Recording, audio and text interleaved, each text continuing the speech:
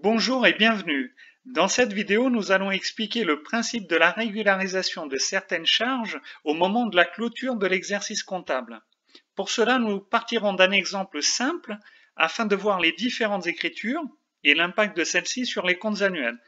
Mais avant, rappelons pourquoi procède-t-on à ces régularisations. Allez, c'est parti. Toutes les écritures comptables sont comptabilisées en respectant les obligations légales. Ainsi, pendant l'année, nous allons comptabiliser les différentes pièces justificatives, par exemple les factures, aux dates qui sont mentionnées sur ces pièces.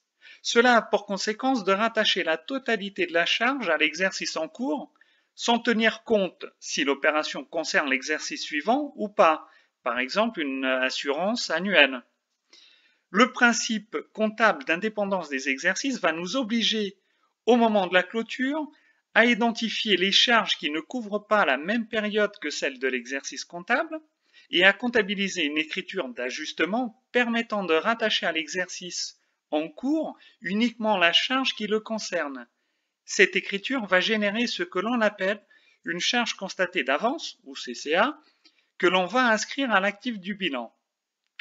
Mettons maintenant ces notions en pratique avec un petit exemple.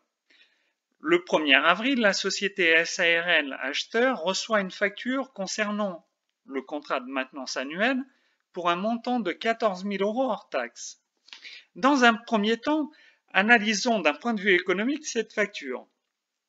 On constate que la date d'opération est le 1er avril, mais ce contrat annuel va couvrir une période qui va du 1er avril N au 31 mars N+1. Donc période qui est à cheval sur deux exercices comptables qui doivent être, je le rappelle, indépendants. Regardons maintenant les écritures comptables concernant cette opération. Tout d'abord, la comptabilisation de la facture en opération courante le 1er avril au débit du compte 615,6 maintenance pour le montant hors taxe de 14 000 €.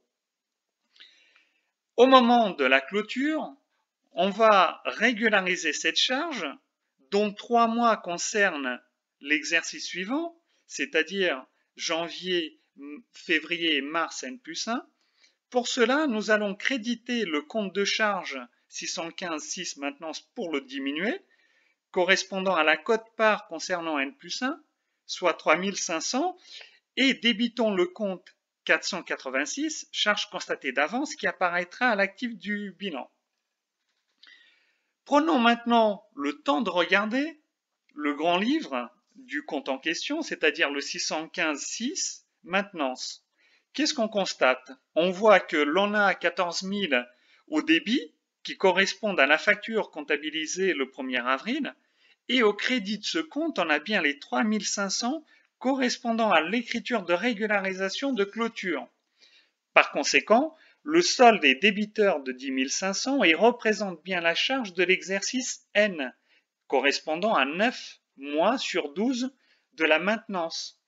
Voilà, nous en avons terminé avec la présentation des charges constatées d'avance. J'espère que cette vidéo vous a plu, vous sera utile et vous invite à vous abonner à la chaîne pour être averti des nouvelles vidéos. N'hésitez pas à liker, à laisser vos commentaires ou à partager la vidéo. Je vous dis merci et à très bientôt pour de nouvelles thématiques.